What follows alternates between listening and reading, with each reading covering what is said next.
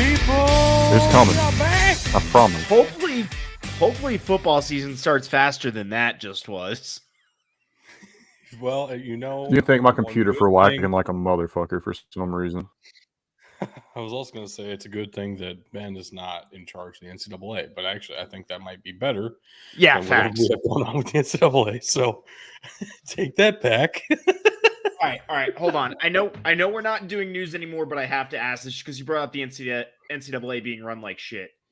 So Harbaugh said he was going to sit out the first 4 games. The NCAA said no. So then they accepted his self-imposed 3-game suspension? There's a whole lot going on around that, and it's not even worth talking about because they don't play this week, so we're not talking about it. Anyway, this is the Big Dudes in the Trenches podcast. No, you didn't. This is the Big Dudes in the Trenches podcast. I am Doug. Here's Bug, and Tug is the one interjecting with some random bullshit that he was incorrect about. Happens a lot to all of us. I was going to say, is that not my job? I thought that was my entire role on this podcast. And this is the week 0 preview because we have college football games happening this meaningful football Saturday. And not only that, but we have 10 games going on, not just 1 or 2, 10 whole ass games all throughout the day. Very exciting stuff, all kinds of networks. So this is not going to be the normal format for how we'll do every week of the season because we're not going to make picks for every single game on the show. But it's week 0, so we're going to make a pick for every single game happening this weekend, as it should be, because all these games are going to be incredible, even if they don't look like it necessarily at first glance. All of them have some very interesting storylines behind them. We're going to break down all of that for you guys. And then this will be happening every week of the season. We have 2 NFL draft hopeful prospects to preview in this episode as well. 1 offense and 1 defensive player to watch out for in this week of college football action. Hopefully you guys get to learn a little bit more about the mid to late round guys potentially coming up in this year's NFL draft. And it also gives me a chance to highlight some random dudes that I find and enjoy watching, because that happens every single year, and they're mostly linebackers. How many linebackers and running backs are you going to feature this year? I was just going to ask that. Amazingly, this week, it is neither a running back nor a linebacker. I don't believe it. I've seen the notes, and I don't believe it. The notes are lying to us. I made a secret 3rd deck of slides that we will find later. Okay, hold on. I would not put that past you. Anyway. Yeah, it's week freaking 0, man. Week 0 hasn't been around that long, actually, in the scheme of things. It really became a recent addition to college football around the time that they instituted the Hawaii rule. That was a big part of it. And then also the addition of getting FBS versus FCS matchups when that split happened and they were no longer called 1A and 2A Division 1. The rules around those matchups changed. So in theory, this is a week for some games that just wouldn't fit in the schedule otherwise. That's not really what it's turned into. It's turned into more of a legitimate college football kickoff, and a couple of these games are sponsored now, and we have some neutral site excitement. And the neutralist of sites, actually, on one of these. I don't know if that's actually true, but that's not true at all. Yeah. I don't know. Who are the Catholics going to cheer for? The Catholic school or the U.S. military school? Yeah, who's Ireland going to cheer for? The Fighting Irish or the Navy? Even still, it doesn't get more neutral than Ireland. No, it's not. It's not true at all. It was neutral last year for Northwestern Nebraska. Look, in fairness, they thought Nebraska was just a bunch of new drivers. So, I mean, there's that too. Well, they are. It's the first time they've driven anything sober in their lives. It's at least more neutral than the SEC championship game starring Georgia-Bama in Atlanta, Georgia. Actually, I think the most neutral site game might be North Alabama Mercer. In Birmingham, Alabama? or Jackson State, South Carolina State. I mean, that's pretty neutral. Atlanta's equidistant there. That's fair. Anyway, we're already getting into things. So if you want to say anything else before we actually start talking about the individual matchups. I'm just so excited for real, live, meaningful football. It's amazing. What, the preseason isn't meaningful enough for you? No, the NFL doesn't even preseason just count, means dude. all of my fantasy targets get injured. NFL doesn't count, let alone the preseason in the NFL. Fuck that. We're Division I college football here. Get out here with that nonsense. All right, so this is an order of the times that the games will be played. Starting off, the very first game of the college football season in 2023 is going to be the Navy Midshipmen against the Notre Dame Fighting Irish in Dublin, Ireland, 2:30 p.m. Eastern. Yeah, that's kind of a night game in Ireland. It'll be on NBC, also streaming on The Cock. There you go. The Cock or The Cock? It's The Cock. They don't get the trademark. Looks like we're all picking Notre Dame here, but should be a fascinating one. What do you guys think about this matchup? So perfect. We're back. It's back, guys. Go ahead, okay, man. look. Right now, Notre Dame is a 20.5-point favorite, and somebody brought up a good point that Navy doesn't get blown out a lot, which I came back with. You obviously haven't seen them play in conference the past couple of years because they've been getting blown out a lot. I would also say you haven't seen them play Notre Dame the past couple of times. Yeah. Yeah. I will, however, caveat that with Notre Dame's not a conference opponent. It's not somebody they play every single year. This is a rivalry that's kind of come back. And with some of the turnover at Notre Dame, specifically looking at that head coaching position, it's going to be interesting to see how this works out. And, oh, by the way, Navy has a new head coach too. I'm sure the triple option is still going to be their bread and butter. It's always going to be the bread and butter of the service academies because of the size of their linemen in particular. But I wouldn't be surprised to see really all the academies mixing in some more passes just because it's going to help with recruitment and everything. And if there's a team to try and break that out against, it's somebody that's going to kick your ass anyway. Let's see where we're really at. So my storylines with this game, you already hit the big one, is it's going to be run heavy for Navy. And historically, when you watch these games, the service academies hang out with these big name schools usually for about 2.5 quarters, and then the game changes, and it changes real quick. I don't even think that's going to happen this year. And the reason I say that is when the service academies rebuild, specifically Navy too, they get this bad. They rebuild hard and they go into the gutter for a season or two. And then they become really good. Like Doug, I know you hate absolutes, but like for Navy and all the other service academies, it's either you're really good or you're really bad. And this is going to be another bad year for Navy as they're trying to figure themselves out, find their identity again after they went through, honestly, an unreal amount of time in that really good realm. Yeah, Notre Dame's still got a new head coach. It's his second year this year, I believe, Marcus Freeman.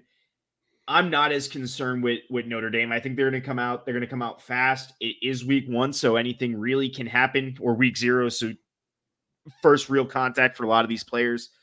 I don't think Navy's got it this year. I don't. It better not be the first real contact for these players. That happened in the 2020 season for Navy. That did not go well. No, it did not. Yeah, you want to talk about Navy not getting blown out? BYU blew them out. Yes.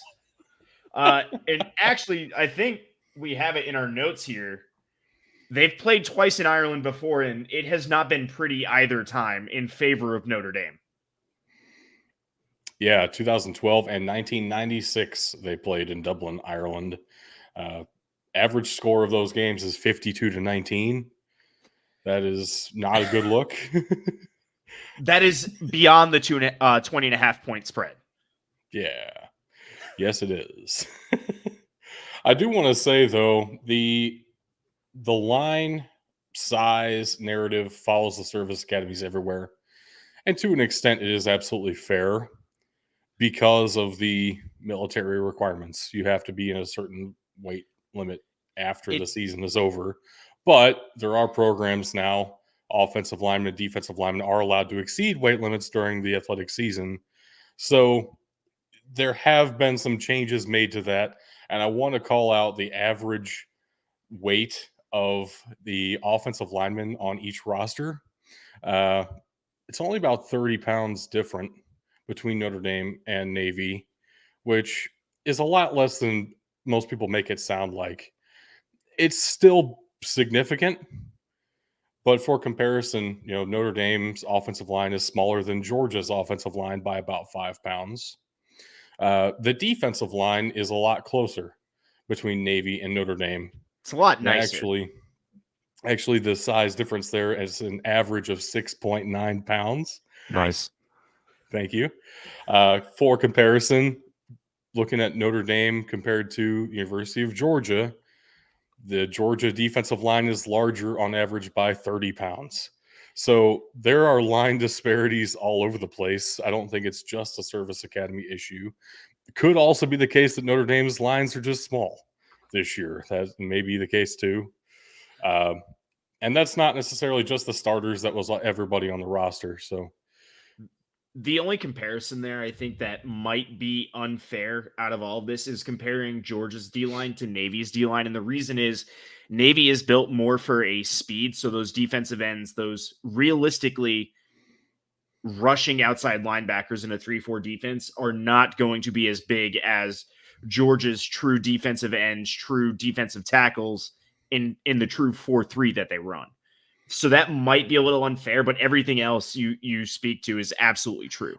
Well, I wasn't comparing Georgia and Navy. I was comparing Notre Dame and Georgia. And well, you get that's the point I'm making. That's crazy. It's not. So I think it also speaks to just how massive Georgia is. So yeah, that's the other piece. Hey, I'm going to take the most dominant defensive line and compare them to another Power 5 school that's nowhere near as good. It was real nice that we coordinated our costs there, Doug. I want to take 1 second real quick to thank Crazy Frog 850 for the sub. And I also, before we move on to our next game, because I think we're pretty well wrapped up here, I also want to take a second to point out, too, that by and large, like Tug already mentioned, Georgia's defensive line is freakishly huge. They're there to plug holes and stop you from running. They do it well. But there was only one player over 320 pounds, though. Yeah. But, you look at the outside defensive line pretty much anywhere, and these guys are track stars practically. I mean, that's kind of what the position of edge rusher has become, no matter what the defensive scheme is, really. So it makes sense that the defensive line disparity between Navy and pick any other school besides Georgia is going to be a lot closer, or pretty close. That's fair. That's fair. I like that perspective. Good call out. Next up in the order of events, we have 3:30 p.m. Eastern Time, North Alabama against Mercer. Also a neutral site game. This one in Montgomery, Alabama. Both schools are in that area, pretty close. Montgomery, I think it's a pretty true neutral site. It's not too bad for either school there. The Lions versus the Bears. Only need the Tigers, make the dirty trio. The refs wear the stripes. Oh, there my. it is. Oh, yeah, there we go. But they're the zebras. They're the prey. Get fucked, refs. This is a matchup of two relatively new programs, all things considered. North Alabama has only been in Division I since 2018. They won 3 consecutive Division II national championships between 1993 and 1995. The only school to ever do that, win 3 consecutive Division II national championships. I mean, they've been around for quite some time, but only in Division I since 2018. That's pretty dang recent. Never even come close to the playoffs. But they're building, and they've had a really solid history of success at the lower levels. Mercer, on the other hand, existed for several years until World War II happened. Then they shut everything down. Didn't have enough players in the 40s. In 1941, they said, let's just not have a team anymore. We don't have enough young men here. And the program stayed dormant for like 70 years, only coming back in 2013, already at the Division I level. And 2022 was the first year they got into the top 25 across the country. they've been building pretty well. And they come in preseason top 25 as well, number 20 in the stats perform, top 25, number 22 in the coaches poll across the FCS. We're all picking Mercer here. Yeah, Mercer right now does definitely feel like the better team, but a fascinating come up for both these programs. It really is, and Mercer's kind of lit the world by storm since they've come back. It took them a while to get building, but once they have, it's been nonstop. And again, it's not big jumps every year; it's incremental improvement that they keep building on, and that's what you need, especially when you've maintained it over going on your 10th season now. It kind of is remarkable. They are a top team. We had them top of their conference when we were doing our previews. I don't see that changing, and look, North Alabama, they're good. They're still learning their way in Division I. They're just Mercer's just better this year. Well, and it's like we talked about too. They're a far cry from the doormat that Alabama would play before playing Auburn. Yep. Even 5 years ago, Alabama doesn't want to play them anymore. And really, I'm surprised Ole Miss wants to take them on as well. Although I still think Ole Miss is going to be heavily favored in week 2 of that one. I don't think they wanted to. I think that game was probably scheduled 4 years ago or so. That's probably valid. What I'm interested to see in this one is really how good is Mercer. I feel like that's going to be kind of the measuring stick. Like you said, it's not that North Alabama's bad. It's that they're new. It's that they're still trying to find their way, really. If Mercer's going to be a ranked preseason team, they've got to really come out and prove it in this one. They can't let this be a game that springboards North Alabama and springboard their program. They've got to make sure that they maintain that, hey, we're one of the better teams at the FCS level. Yeah. Yeah, I think you wrapped up nicely, Tug, with Mercer's just better right now. I was gonna say I'm trying to look it up. That's what I'm doing right now. Do we have a spread for this game yet, or are they not doing it for the FCS? FCS games don't really have a spread. That's real degenerate shit right there. Go to. I mean, that's what we do. We highlight the spread every week. I promise you, there's spreads on some of these ESPN high school games. FCS somewhere. Reddit. Go to the FCS subreddit. They've been starting to put together their own virtual, non-monetary sports book with some mock spreads. It seemed to be pretty accurate last year. I think it was the first year they started doing it. So maybe you can find something there. I'm just trying to see what it is, to see where we're at, to see if that would change my pick if we were going against the spread. That's all. I mean, it wouldn't for me. Minus 30 something. I'd still probably go Mercer. I have them for the I have them for the rest of the week. Well, all right. Next up at 5:30 on CBS Sports Network, we have UTEP at Jacksonville State, a Conference USA matchup in Jacksonville State's first FBS season. Two of us are going with the Miners here, but Bug, you got the Gamecocks. So what's going on with that? Mostly, I saw how good Jacksonville State's been the past couple of years playing against SBS opponents, Florida State. And Conference USA is not the ACC. I think Jacksonville State's going to be looking to come out and make a statement in their first game as an FBS team in conference. This is a huge game for them. I wouldn't put this as like, hey, this is their bowl game, because they're not eligible this year. But this is probably going to be the biggest game of the season for them. I expect them to come out with a lot of energy. I don't think the moment's going to be too big for them. These players and these coaches have been in bigger moments playing up against a Power 5 team as an FCS school. I've got pretty good confidence in them. Like this game is a lot closer than I think we were assuming. It's only a 1-point spread to bring in the degeneracy right out the bat.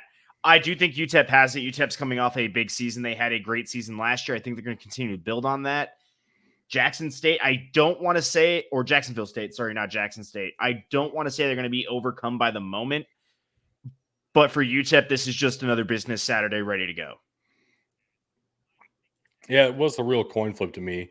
And then I saw it was a 1-point spread, and it was like, wow, that, feels like it. But I am going with the road team here, which feels weird. on some level, being such a coin flip.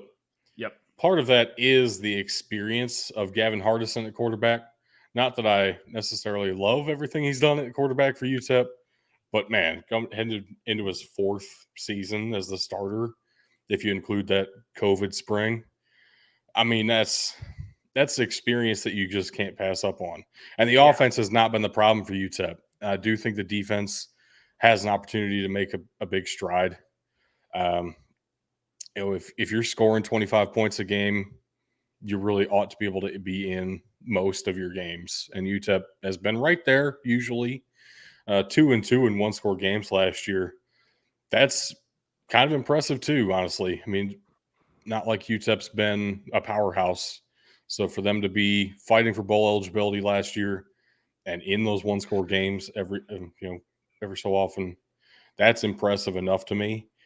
And when I look at Jacksonville State's record last year, what they did last year, 9-2 is awesome. 5-0 versus the A-Sun down there when the A-Sun still existed as a separate entity. But they also got blown out by Tulsa, like by a lot, and then lost by multiple scores to Southeastern Louisiana.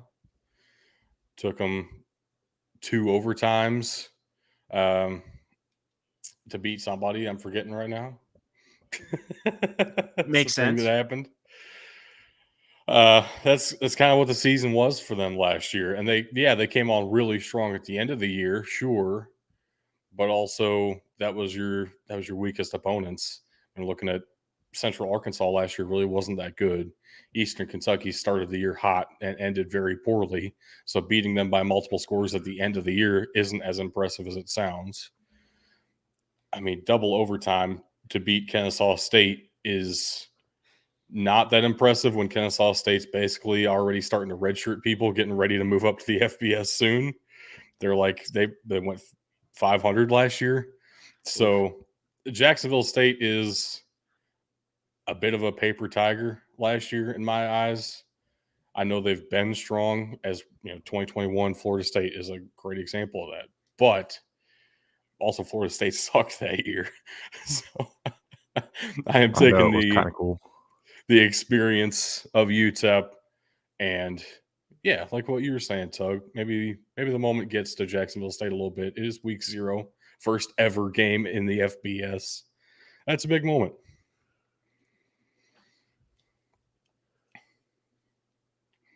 And I guess that takes us to the very next game, UMass at New Mexico State. Prime time, ESPN, baby. Let's go. That's greatest just matchup of all time. It's amazing and beautiful that there is college football in prime time on a Saturday in August. I love it. That matchup is absolutely disgusting, and I want nothing to do with it. Okay. Fuck. Go fuck yourself. I will watch this game solely for Jerry Kill. I knew that was coming.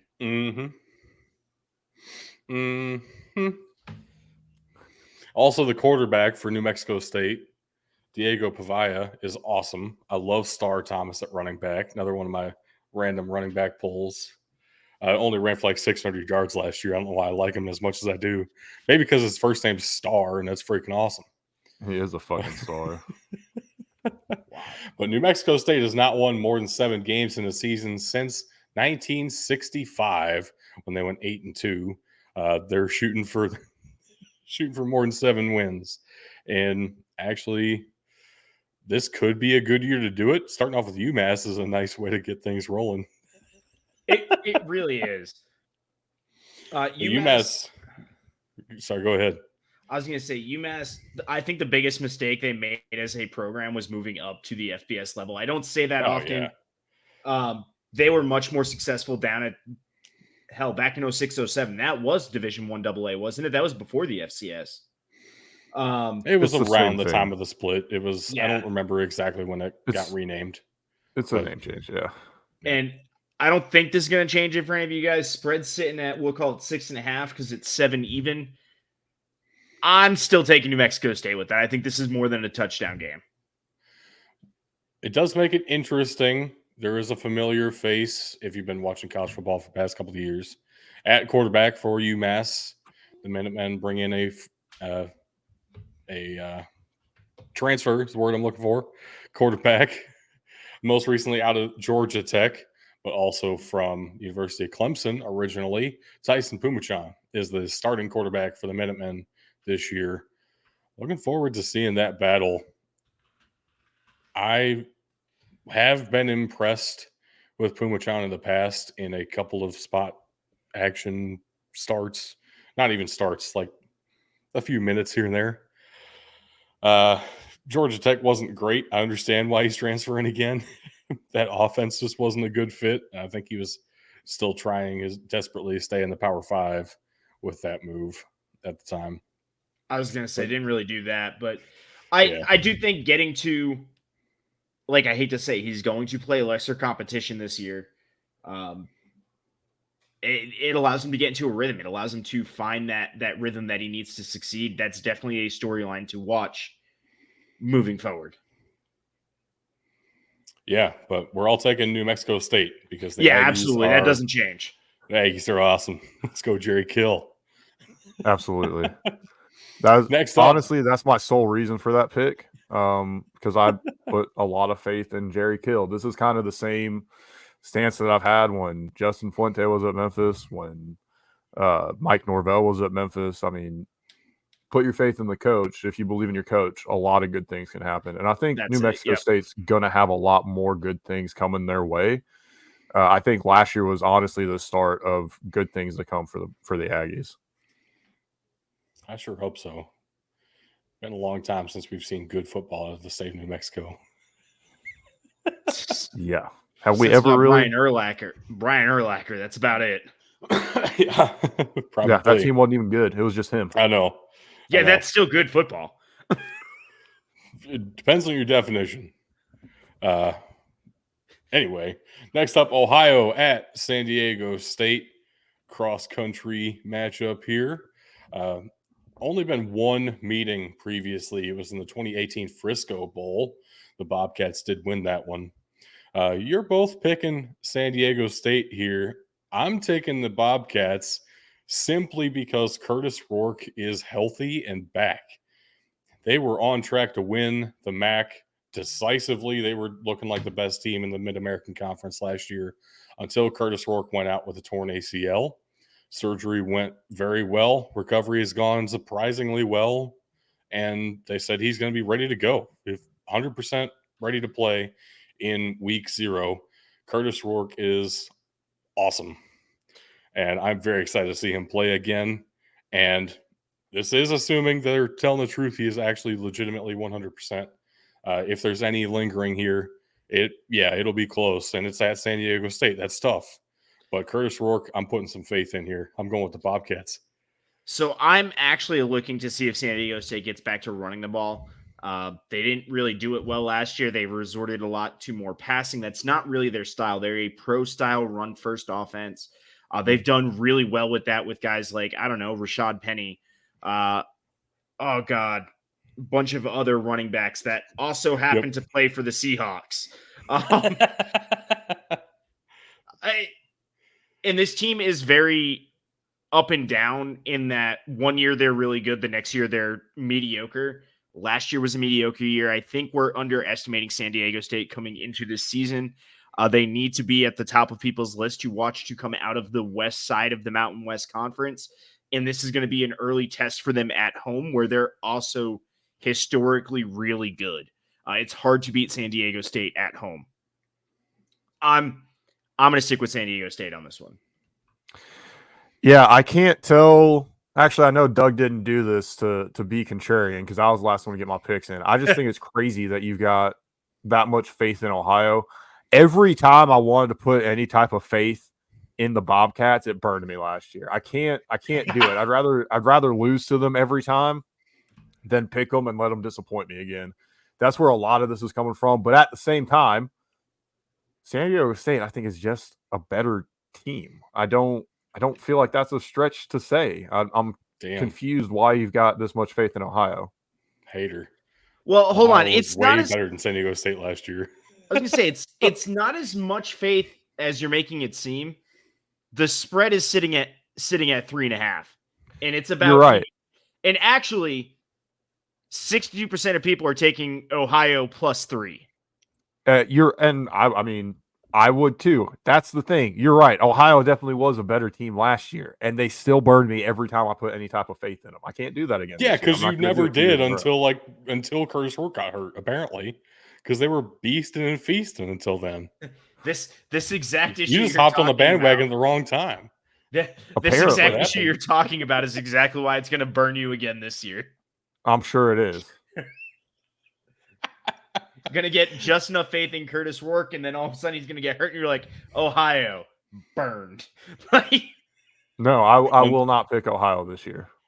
Until such time, I will take the Bobcats. Fair enough. That's the first 5 down. 5 more to go on this glorious week 0. Next up, Fordham at Albany, 7 p.m. Eastern, only on Flow Sports, which is brutal, is what it is. The CAA has a media deal. The Pac-12 network is about to not have a new media deal, so that's cool. Good for the CAA. The Pac-12 is about to not have a conference. That is also true. The CAA definitely will have a conference. Yes. But we're playing at Albany, which means it's under the CAA media deal, and Flow Football gets the game. But Fordham's coming to town, and we're all picking the Rams. Do I need to go into this one more? The Rams are just all around a better team. I know Albany is good. They're on a downswing after having an upswing a few years ago. They should be turning it around. I just don't see it this year. Fordham's one of our top teams that we were talking about in the previews. For me, it's all Fordham, no question. So the big question right now is who's going to replace Tim DeMorat at quarterback. I think the answer is going to end up being New Mexico transfer CJ Montez. I don't know for sure. They also have a senior quarterback on the roster who did throw a couple of passes last year in relief. I don't know how that competition is going to go. I don't know who they're going to throw out on the field in week 0. They haven't made any announcement anyway. That doesn't really change the analysis, though. Fordham's just kind of better all around right now. That's really the issue. Yeah. I would have loved to have gotten that Great Danes logo on here, but that just seems like a crazy step to take to want to think that they really have a good chance against Fordham. I don't see it at all. See that I agree with that. At the same time, though, it is really harsh because last year the game they played last year as well. It was at Fordham and it was 48-45. Fordham did win, but Albany kept it a field goal game. Fordham does lead the all-time series 6-3, playing very sporadically, of course, because they're not in the same conference, and the FCS doesn't do non-conference games quite the same way the FBS does. But it could end up being an extremely close game again, and if it plays out like last year, maybe Albany does win it because it's at Albany this year. I don't know if that makes that much of a difference. I mean, it's still in the state of New York. We'll see. That's probably their best chance. Their best hope is that they get that home field advantage. Which I'm trying to remember. I'm trying to look it up right now. There was a U Albany game that was featured on College Game Day. I feel like 7, probably closer to 10 years ago.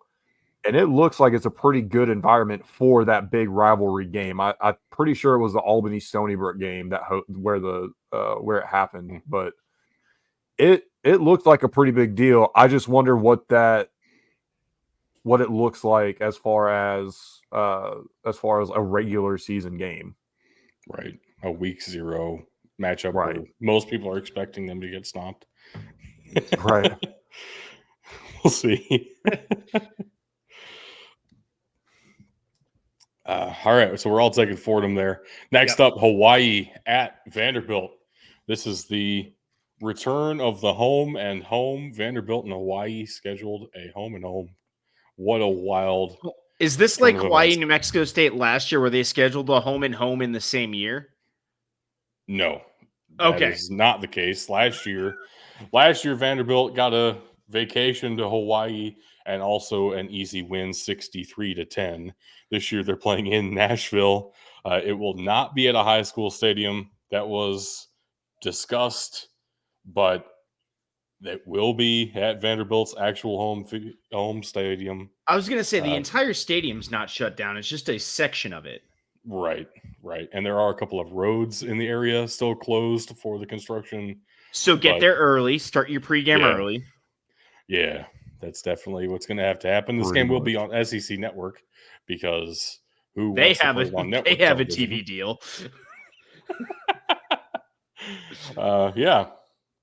I don't think Hawaii's going to really be any better this year than they were last year. I have no indications of why I should think differently. But, Bug, you went ahead and took the Rainbow Warriors. What are you thinking with this one? I'm thinking I don't want to get memed, especially when it's fucking Vanderbilt that would meme us. I'm not putting faith in Vanderbilt. It really does come down to that. I mean, that's fair. I appreciate that we have faith in an SEC school being able to take care of Hawaii, but it's Vanderbilt, and that's really all it comes down to for me. Their home field advantage is pretty meek as far as FBS and especially SEC schools go, and they've destroyed it a little bit, literally, to try and make it better for future years. It's not going to be better for this game. It's going to be significantly worse. Yeah. Until about 10 minutes before the show, I thought they were still having to move it to a high school stadium. So the fact that it's at Vanderbilt, that's going to be at their stadium, doesn't change anything for me. I'm still going with the Rainbow Warriors. I will say I'm kind of surprised here. The spread, not at the spread number, the spread actually I like is 17.5 in favor of Vanderbilt. But 52% of people, the majority of bets being placed are on Hawaii against the spread. So they're saying Hawaii's going to lose by less than 18 points. I don't necessarily know if I agree with that. I think that's safe. I think that's a safe bet. I don't. Not when you see the score from last year on the road. Hawaii really didn't make any real changes this season. They're just now getting back on the right track, theoretically, because their coaching staff is all new as of last year, isn't it? Mm-hmm. Top to bottom. Like, you talk about stadium troubles. I don't even know if Hawaii has a stadium right now. I know they're going through their own crap with that too. The program is trying to find right. This is not the season for it. I'm going to put more faith in Vanderbilt this year. I think it's going to be like a 20, 30-point game. Yeah. Yeah, the natural disaster is not on Honolulu. It's different island, man. Anyway, not talking about volcanoes. No, there was a whole thing about their actual main stadium. I thought for the past few like years a couple years ago. I thought it was still going on. I thought they still hadn't solved it. I don't think so. I think it's been done. Maybe you're right. I don't know. Moving on. Next up, our third and final neutral site game to open the college football season. Jackson State versus South Carolina State in Atlanta. This is the game on ABC this weekend, 7:30 p.m. Eastern Time. Jackson State did lose Deion Sanders and the Sanders family, and I don't know, a whole bunch of other players too. At the same time, we still picked them to be the second or third best team in the SWAC this year. And the talent disparity between, say, the top half of the SWAC MEAC and the bottom half of the SWAC MEAC is very wide at the moment. Definitely feels like South Carolina State's in that bottom half. But, Tug, you took South Carolina State Bulldogs here. What are you thinking? Look, I appreciate that Jackson State was able to keep most of their coaching staff intact, a chunk of their roster intact, but this is a lot of turnover between two seasons, a lot of hype that went with it. Man, it's going to be a tough one to adjust. And coming out in week 0, I think it's going to be even tougher, less time to prepare for that game. On assuming like everyone else is preparing for week 1, you got to prepare for a week earlier. I don't like the timing. I don't like the storylines behind it. I just think South Carolina State at this moment is a bit more stable, and I think that's gonna win out. I think that's very fair, but I got to imagine that Jackson State is going to come out hungry and wanting to prove that just because they lost Deion Sanders and half of their team. That's more of what my issue is, the half of the team. I still think they're going to come out hungry and wanting to prove like, yeah, we're not going to be the same team, but we're not a bad team this year either just because of that. Yeah. Yeah, I think TC Taylor's going to come out pretty hot too, trying to get his team rallied around. First game under his belt. Other than that, technically he coached the Celebration Bowl, but we won't talk about that for TC Taylor's sake. First play from scrimmage, 4 verts over the top. Here we go.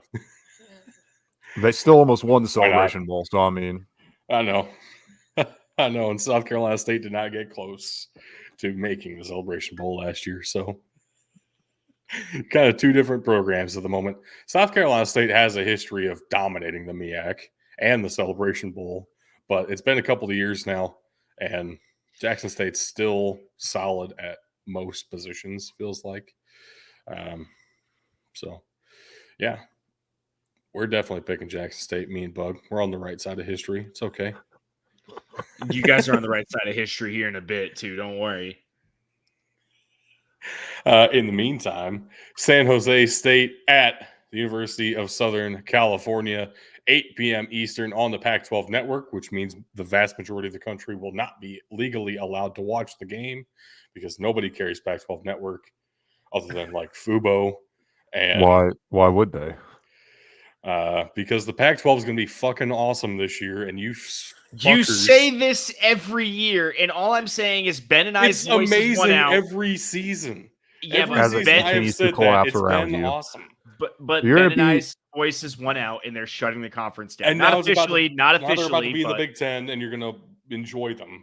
You guys are going to. You're the one that's sitting there chained to the tree while they cut down every other tree in the forest and act like you're not. Right. I'm saying there are 10 of the 12 teams this year have an awesome, awesome roster, and I think you look at the top 25 in the preseason. Fucking half of it's Pac-12.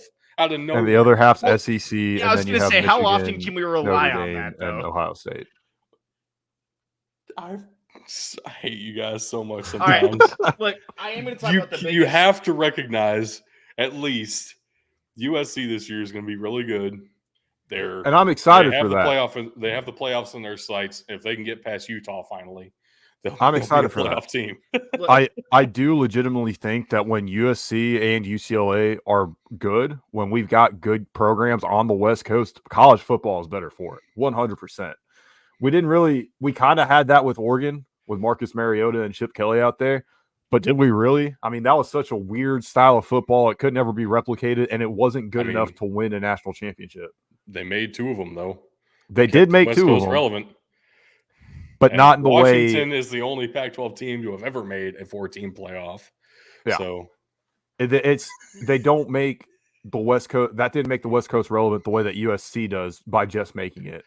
And it was what, 2004 the last time they were even in the conversation for it? 2005 because Reggie Bush and the whole Heisman issue. Yeah, I couldn't remember the year. I was close. It was the 2004-2005 season because it was the 2005 Rose Bowl against Texas. Nailed it. So you're both right. And they lost that. Yes. Vince Young. It was considered the greatest college football game of all time. Yeah. I think it still is. Yeah. There's some arguments to be made for it for sure. Look, I will tell you the most degenerate thing ever. The spread on this game is 30.5 points in favor of USC. No way. I thought it was going to be in favor of San Jose State. 76% of people are still taking USC against the spread. That is wild. Look, I'm saying that I disagree with that. 30.5 makes me consider maybe I do want to put some money on San Jose State. Like, I'd be down. but I'd be down for that. But 76% of people are going, nah, that's still USC's game. That's how wide this talent gap appears to be on paper. The reason I'd be down for that specifically, let's get into some details here. USC still has Alex fucking Grinch as their defensive coordinator. Alex Grinch sucks ass at being a defensive coordinator. He's one of the worst defensive coordinators in all of Division I college football. I stand by that. Doesn't matter what anyone tries to tell you. Last year, the only reason they were any good on the defensive side of the ball is because of turnover margin, which is not sustainable. The fact that they got so many interceptions is not, and it doesn't reflect well on the defensive coordinator. It doesn't reflect well on the coaching staff. It just happens to be a couple of corners were in the right position at the right time, and Caleb Williams took care of the ball. That's wonderful for USC last year. Not going to happen again. There's going to be a huge downfall of the defense for USC this season. And I fully expect the only reason they beat Oregon State's because of some bullshit interceptions that felt like USC lucked into if you watched that game, which nobody did because it was on Pac-12 Network as well. There you go. I watched it live and it was some bullshit. Please tell me more about how good the Pac-12 is going to be. Their defense is trash. They get lucky.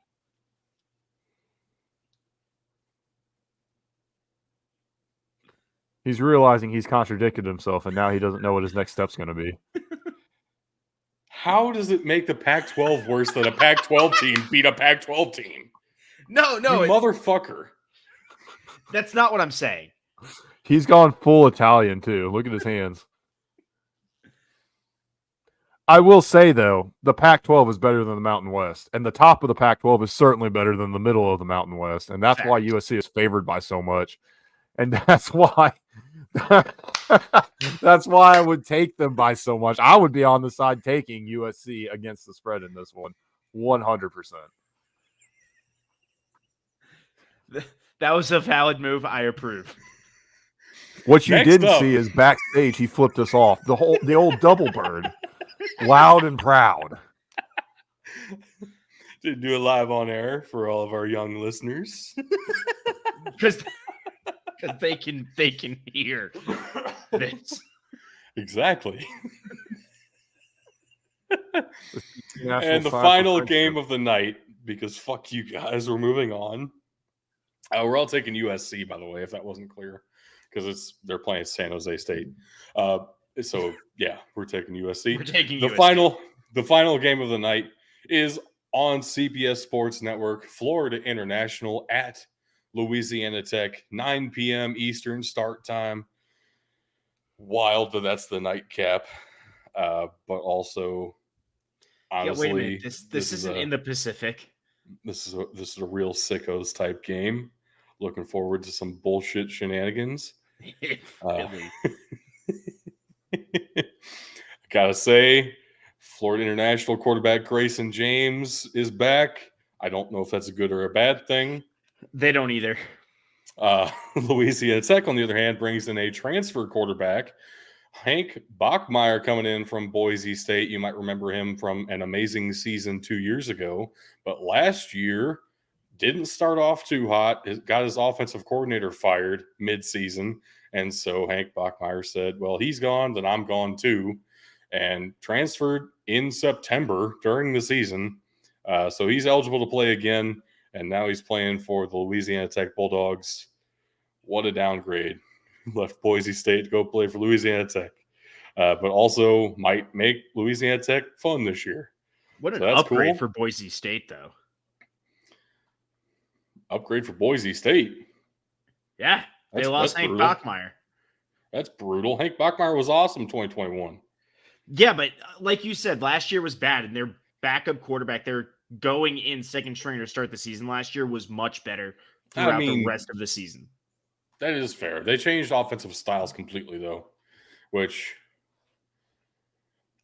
I guess the point is it's not necessarily Hank Bachmeier's fault. No, it's not.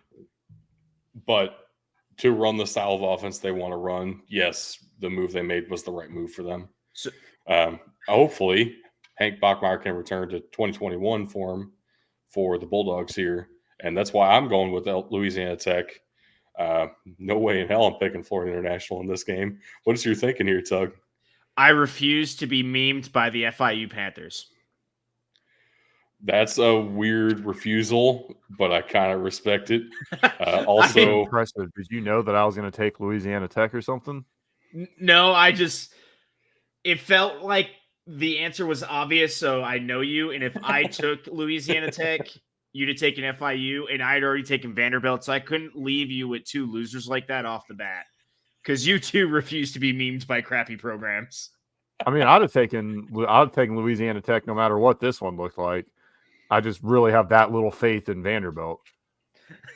I'm kind of here with Doug, and I'm going to add too that I don't think last year was really representative of what Sonny Cumbie brings to the table as far as his head coaching ability. Maybe Hank Bachmeier is going to be that shot in the arm that he needs to help get his offense going and make this team more successful. Yeah, I hope so. What Sonny Cumbie was able to do in his short interim tenure at Texas Tech was interesting. Yeah. Raises some green flags for me. So I'm hoping he can turn Louisiana Tech around in short order. They were kind of in a bad way 2 years ago and last year. Just the roster as a whole taking a real downturn. So Right. yeah, maybe Hank And he's Bachmeier got, can be one of those kindling pieces as well. Coming into his second year, frankly, 3-9 last year was probably about as good as you could hope for, even if it does look and sound pretty shitty, because it is. I mean, it is, but for Louisiana Tech though, and for what Sonny Cumbie was working with, not the worst. Not the worst. Couldn't get much worse though. Let's be real. Yeah. That is it for all of our games, though. Doug, you've got a couple players for us to watch out for. Big time players. Let's move straight in here. Yeah, so the offensive side of the ball, I'm one to watch out for. Number 14 for Vanderbilt, wide receiver Will Sheppard.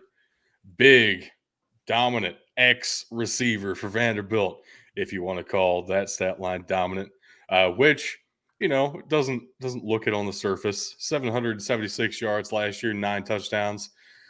If you watch him play, he plays like a 6'3", 200-pound receiver, which not all 6'3", 200-pound receivers actually end up playing like. So it's actually kind of fun to see. He literally, his most preferred move is reaching over the defensive backs' heads and snatching the ball out from in front of them because he can, and he's bigger than all of them. My ball.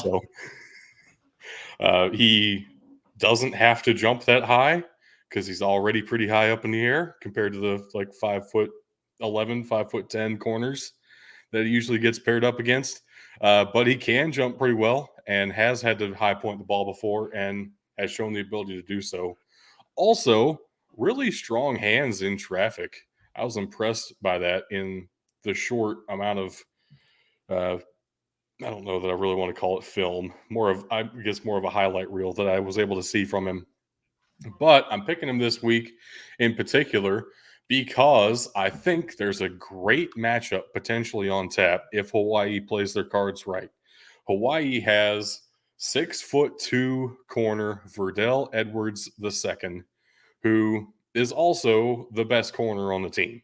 Co-led the team in interceptions last year with 3 at 5 passes defended last year. That's awesome, right? He's a legitimately good corner. He's also 6'2". That is way bigger than most of the corners that Will Sheppard will ever have to go against. 6'2" is not that normal for a corner. That's why we talk about guys that are over 6 foot when they enter the NFL draft. Like Julius Brents last year was like, oh my gosh, a 6'4" corner who can actually play corner? That's insane. That's unheard of.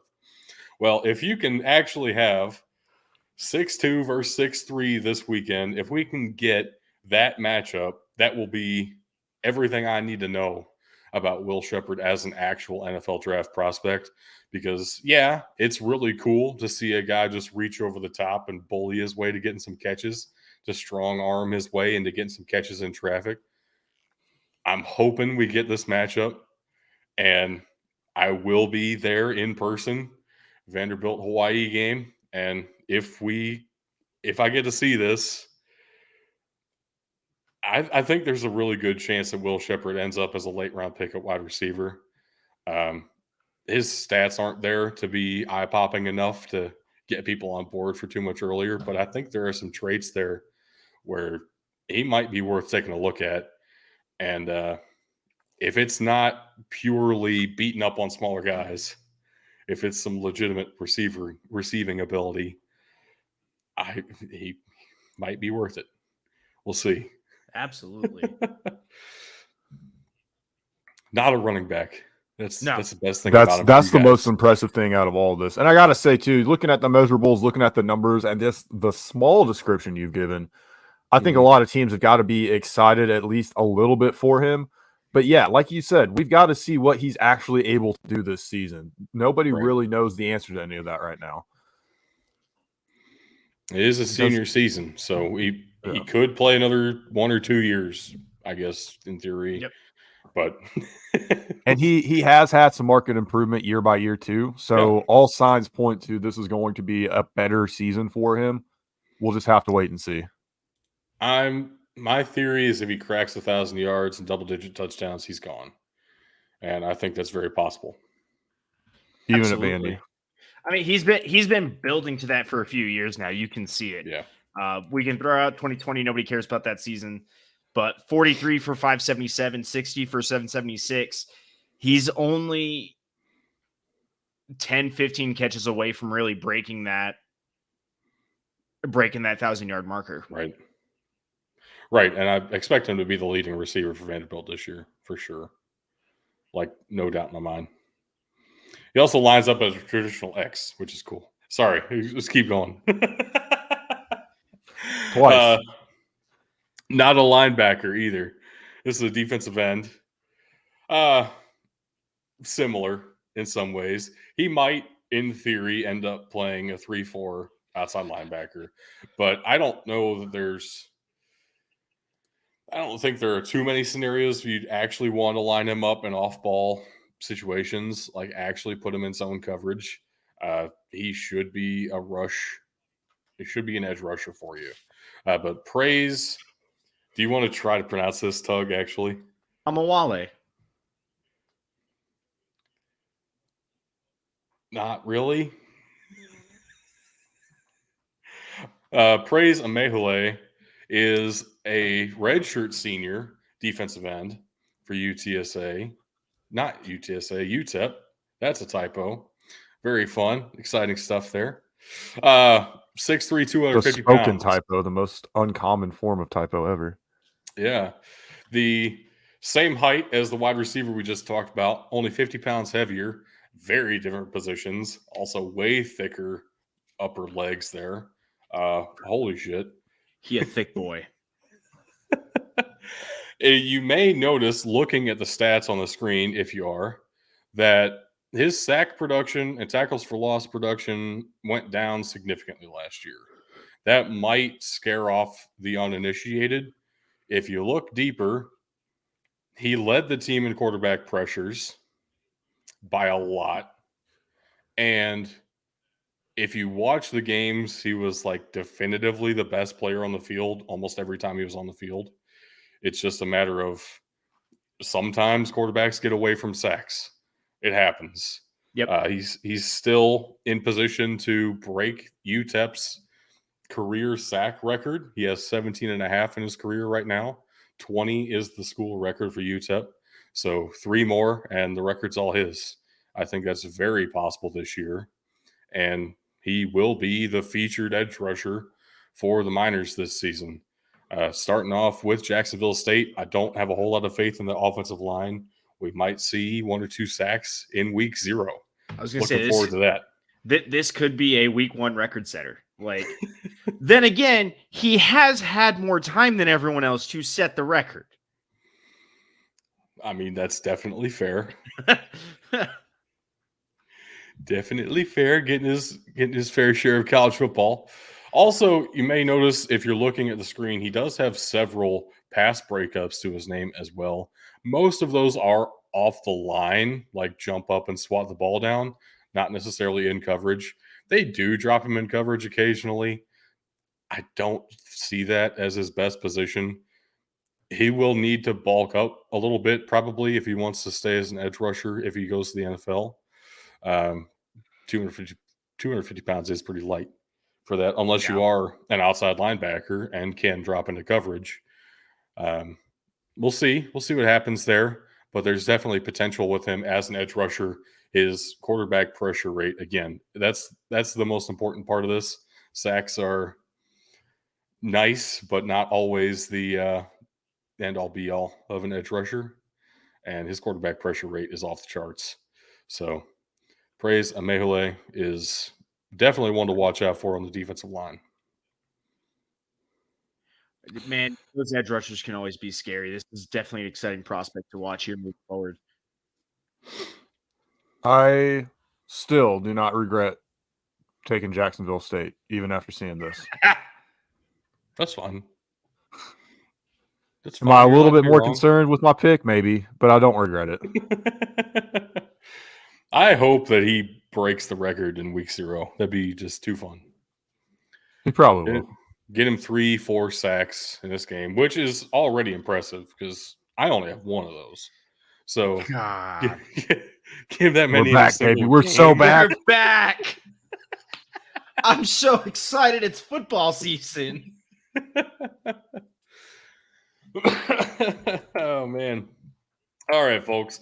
That does it for our preview of week 0. We have 10 entire college football games.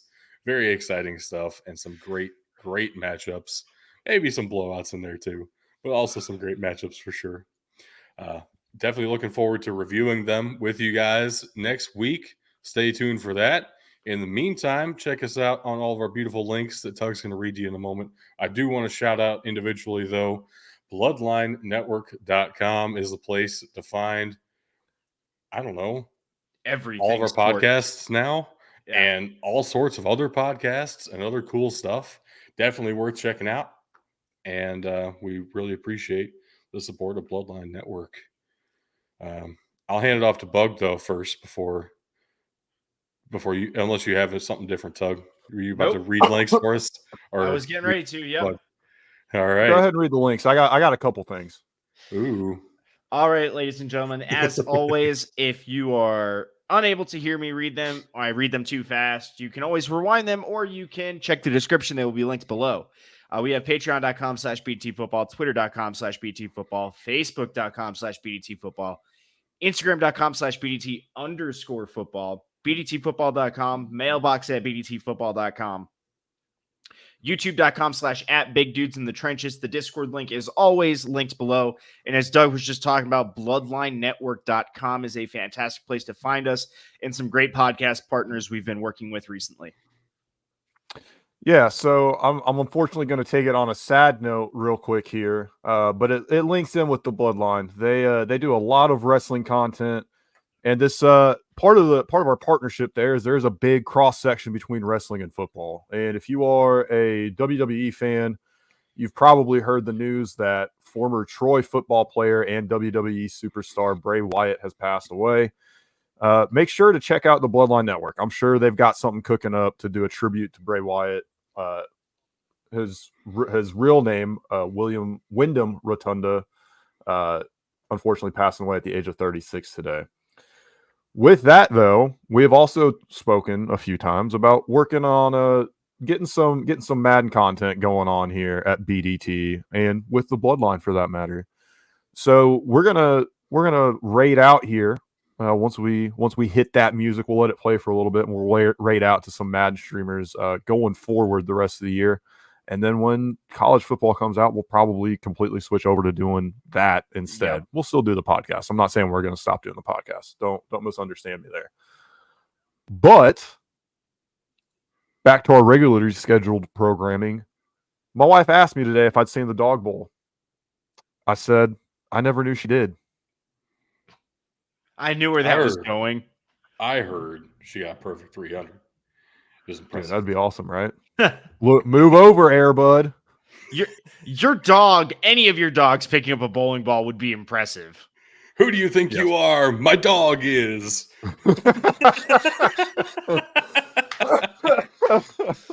All right, ladies and gentlemen, thank you for watching and or listening. That's all the time we have in the show today. And just remember, you can't win a game if you can't win the second.